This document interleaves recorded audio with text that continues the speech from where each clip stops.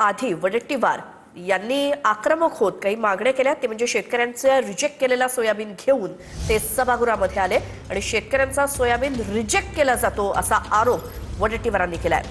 नांदेड असेल किंवा यवतमाळमधील शेतकऱ्यांचा सोयाबीन रिजेक्ट करण्यात आला आणि तो सोयाबीन स्वतः ते सभागृहामध्ये घेऊन आले होते। बीडमधील अखिल काझीवरती विजय वडेट्टीवारांनी आरोप केले। सेंटर मंजूर करण्यासाठी अखिल काझी 4 लाख रुपये घेतो। अखिल काझी हा ओएसडी अभिजित पाटील आणि गरजेंचं नाव घेतो असं देखील वडेट्टीवारांनी आरोप केले। बघा, मी तुमच्या पुढे रिजेक्ट झालेला सोयाबीन पाठवतोय। रिजेक्ट झालेला या सोयाबीनची प्रत पहा तुम्ही, शेतकरी वाचेल की नाही। अध्यक्ष महोदय, फार गंभीर आहे, शेतकऱ्यांच्या जीवन मरणाचा प्रश्न आहे म्हणून मी बोलतोय।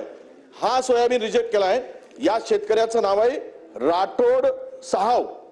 हा माणूस आहे राठोड साहाव, हा माणूस आहे माहुरगड किनवट तालुक्यातील बोबगाव हे एक। हा रिजेक्ट होऊ शकतो का? तो शेतकरी रडत आला काल प्रश्न उपस्थित केल्यानंतर। हा दुसरा शेतकरी, अध्यक्ष महोदय, हा तिसरा शेतकरी, हे पूर्ण नांदेड आणि यवतमाळ जिल्ह्यातले शेतकरी आहेत, यांच्या नावासह इथे चिठ्ठी आहे।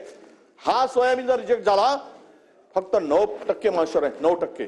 काय झालंय, तुमच्या सेंटरवर हा माल जातो ना, तो सेंटरवाला खरेदी करतो, पण गोडाऊन मध्ये ज्यावेळेस हा माल जातो ना, तो रिजेक्ट करतो। मी एक नाव आणि नंबर वाचून दाखवतो। त्या माणसाचं नाव आहे अखिल, बीड येथील खाजगी माणूस आहे अखिल। मोबाईल नंबर सांगतो, 9970219645। हा माणूस प्रत्येक सेंटर मंजूर करायसाठी 4 लाख रुपये घेतो, 4 लाख रुपये। आणि नाव काय सांगतो माहिती आहे? तुमचे ओएसडी अभिजित पाटील आणि गरजेचं नाव सांगतो। पाहिजे तुम्हाला मी नावात सकट सांगितलं, याचा मोबाईल तपासून घ्या। 9970219645 हा नंबर आहे। हा अखिल नावाचा माणूस आहे, बीड जिल्ह्यातील आहे। तर वडेट्टीवारांचे आरोप मात्र अखिल काझींनी फेटाळले। माझ्यावरती खोटे आरोप केले असं अखिल काझींनी म्हटलंय। वडेट्टीवारांविरोधात मी कोर्टामध्ये जाईन असं देखील अखिल काझी म्हणाले। वडेट्टीवार हे सुपारी घेऊन बोलतायत असं वाटतंय, असा आरोप अखिल काझींनी केलाय।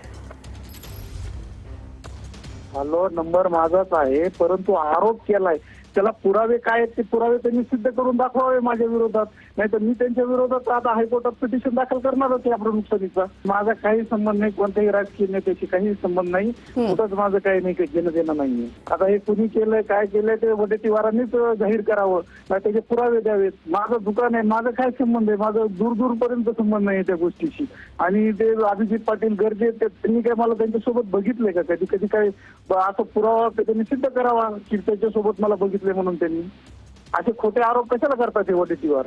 आता यांना काही उरलेलं नाहीये, त्यामुळे ह्याच्या त्याच्या नावावर दुकानदारी चालवायचे धंदे चालू केलेत वडेट्टीवारांनी।